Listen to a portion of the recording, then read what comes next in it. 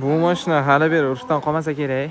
Mana yana sizlar uchun Gentra'ni avtomat qop-qorasidan topib qo'ydik. Mashinamiz 2023-yil. Salon holatlarini ko'rsataman. Yaxshi holatda turibdi. Chunki hali yangi mashinada. Yurgan masofasi ham 51 000 kilometr masofani bosib o'tgan ekan. Orqa salonlarini ko'rsataman. Orqa salonlari ham вообще chiroyli holatda turibdi. Evakor polilen tashib qo'ygan ekanlar. Hamma yo'g'i 23 mashinamizda. Kuzovi ham, texpasporti ham. Bagaj qismlarini ko'rsatib o'taman mana. Endi ortiqcha narsalarga e'tibor qilmaysizlar.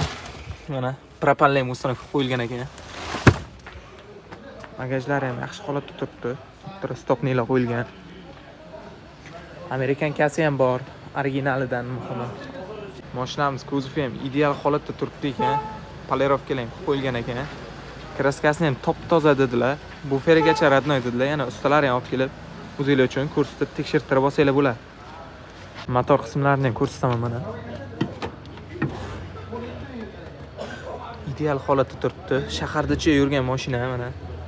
Bunaqa yog', kir, chang bo'lib ketmagan. Mashinamizni 14500 narx so'rayaptilar. Yana kelishtirib beramiz dedilar. Mana shu pastdagi nomerli telefon qilsanglar, egalari bilan gaplashasizlar.